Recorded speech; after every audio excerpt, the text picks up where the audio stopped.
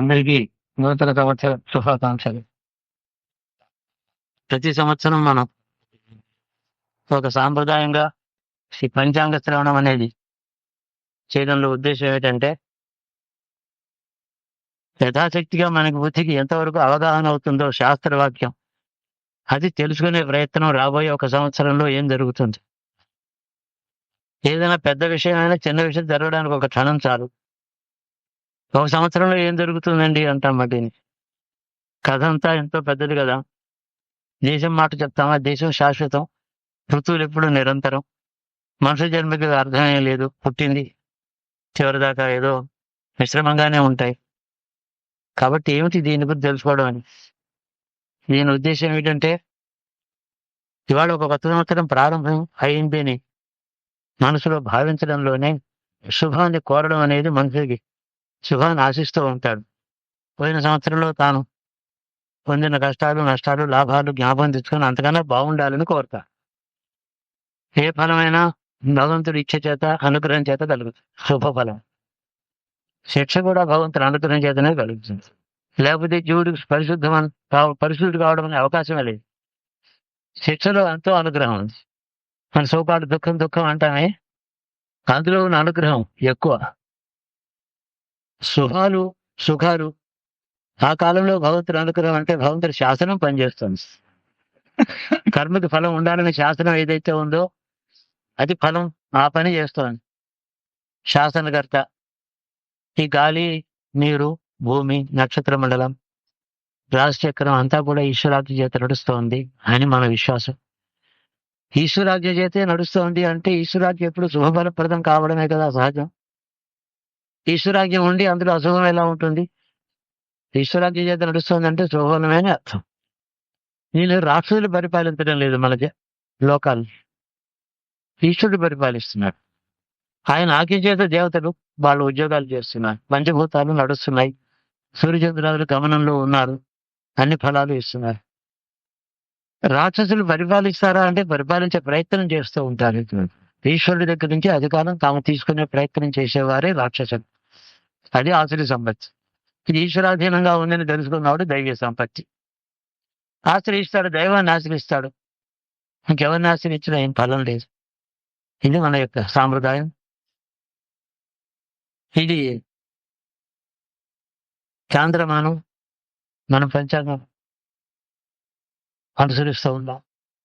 చాంద్రమానం అంటే చంద్రుడు ఒకసారి అన్ని రాశుల్లోనూ ప్రదర్శన చేసి రావడానికి ఒక మాసం అని పేరు.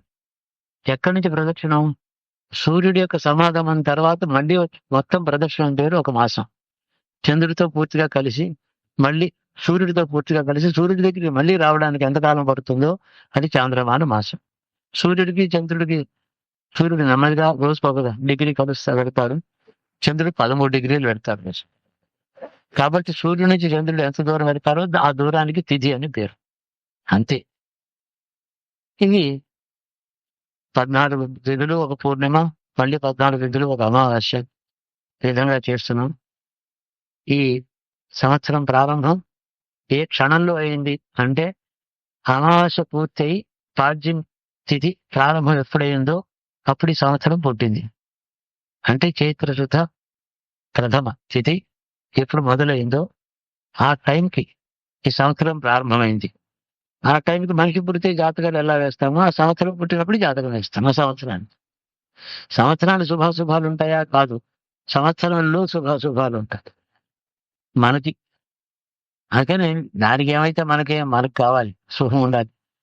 అందుకని మనం తెలుసుకుంటూ ఉంటాం. నన్ను ఏం చేయమంటారు? నా నక్షత్రం ఇది, నా లగ్నం ఇది, నా జాతకంలో ఎలా ఉంది, ఇప్పుడు నాకు రాహు దశ, రాహు ఎక్కడున్నాడు, నన్ను ఏం చేయమంటారు? ప్రతివాడు తన స్వవిషయం ఆనందుకోవడానికి, దానికి నిజంగా తన లోపల తన గురించి ఏమీ తెలియక గ్రహాన్ని చూస్తూ ఉంటారు. తన గురించి తనకి తెలిస్తే వాడు ఎవరిని చూడదు. తన గురించి తనకు తెలిసిన వాడేమో ఈశ్వరుని యొక్క అనుగ్రహానికి పూర్తిగా పాత్రుడైన వాడు. మిగతా వారంతా ఈశ్వర ఆజ్ఞకు పాత్రులైన అనుగ్రహమే ఉందని చెప్తున్నాం. నేడు స్థూలంగా మళ్ళీ ఈ సంవత్సరం ఎలా ఉంది ఏమన్నా అర్థమవుతుందేమో, తెలుస్తుందేమో. కొంచెం మనుషు ప్రయత్నం చేద్దాం. ఏమన్నా కొంచెం తెలిస్తే ఈశ్వర అనుగ్రహం, తెలియకపోతే మన అదృష్టం. నేను చెప్పినవన్నీ నిజం కావాలని అనుకోకర్లేదు. ప్రతి సంవత్సరం చెప్తూనే ఉంటాం. ఎన్ని నిజాలు నాకు ఎన్ని పేపర్కి లాస్ట్ ఇయర్ పేపర్కి ఎన్ని మార్కులు వచ్చాయో నాకు తెలియదు. ప్రతి సంవత్సరం చూస్తున్నారు 10% అంటున్నాడు. అది ఆయన చాలా లిబరల్ ఎగ్జామినర్ కాబట్టి. ఎగ్జామినర్ మనవాడైతే అలా ఉంటుంది. నిన్న రాత్రి 2 గంటల 3 నిమిషాలు 2 hours 3 minutes AM this morning the year has started. So that is the birth of this year. What are the planets saying about the behavior of this year with us? దాని పేరు పంచాంగ శ్రవణం అని అర్థం. ప్రతి వ్యక్తికి ఒక పంచాంగం శ్రవణం కావాలి. ప్రపంచం మొత్తానికి ఒక పంచాంగ శ్రవణం చేస్తాం. ఆ రెండు వీలేదు కాబట్టి ప్రతి వరకు కూడా ఈ సంవత్సరం నా పంచాంగం ఎలా ఉందని అడగా.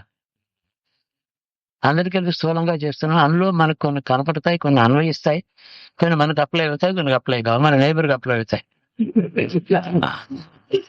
అంతా every man wishes that all the good indications in this year should apply to himself and anything negative to the neighbor.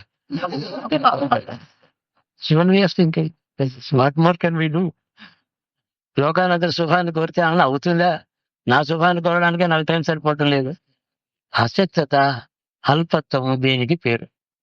అల్పం. పొద్దున్న 2 గంటలకి తెల్లవారుజామున 2 గంటల 3 నిమిషాలకి పుట్టింది.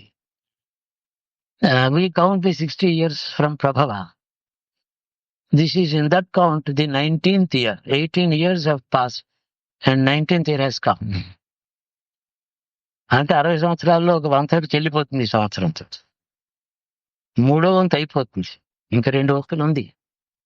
అనుభవాలు చూసుకునేటట్టయితే ఏదైనా పోయిన సంవత్సరం కానీ ఈ గడిచిన 20 ఏళ్లలో ప్రభావం నుంచి ఈనాటి వరకు కానీ మనం చాలా సంతోషంతో కలిసింది, ఏదైనా చాలా ఆనందంతో కలిసింది, సగర్వంగా చెప్పుకోగలిగినటువంటిది ఏమన్నా చేశామా?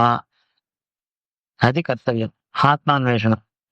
అది చేసుకుంటే ఎలా ఉండేది, అది చేయకపోతే ఇప్పుడు ఎలా ఉండబోతోంది, ఇప్పుడు ఏం చేయాలి, మన కర్తవ్యాన్ని తెలుసుకోవడానికి ఇవి చెప్తాం.